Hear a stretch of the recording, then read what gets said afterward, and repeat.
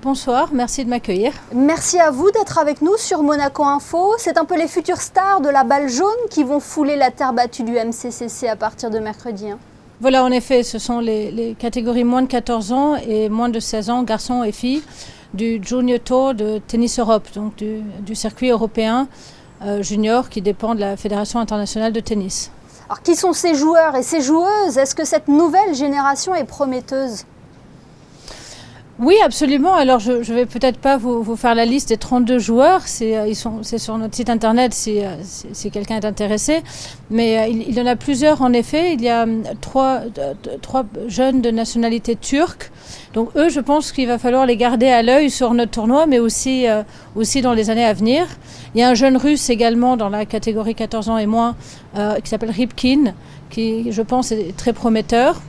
Un jeune français aussi, qui s'appelle Daniel Jade, qui semble prometteur aussi. Je pense qu'on pourra avoir de belles surprises aussi dans les années à venir. Et chez les filles, il y a 4 filles de République tchèque, 2 par catégorie, et qui est vraiment un hasard. Enfin, elles se sont classées par rapport à leur classement respectif et les tournois qu'elles ont gagnés.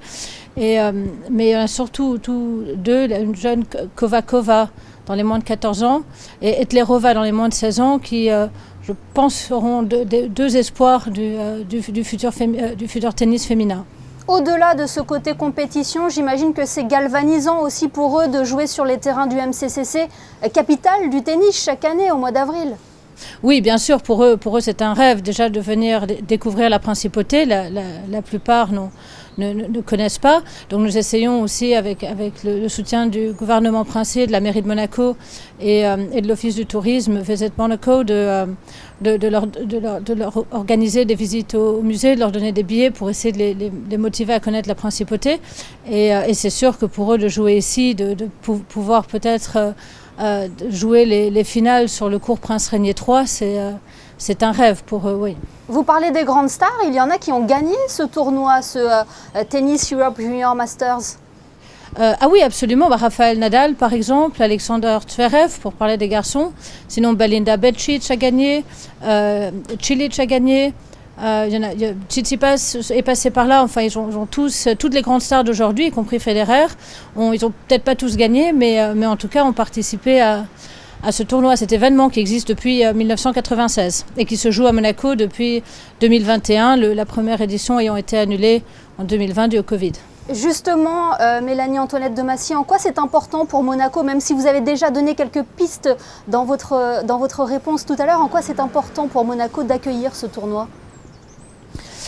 Écoutez, ça c'est quelque chose qui me tenait à cœur. À l'époque, ma mère était toujours vivante, je lui avais demandé quelque sorte l'autorisation de discuter avec Tennis Europe pour pouvoir acquérir cette licence qui avait toujours été en Italie depuis sa création.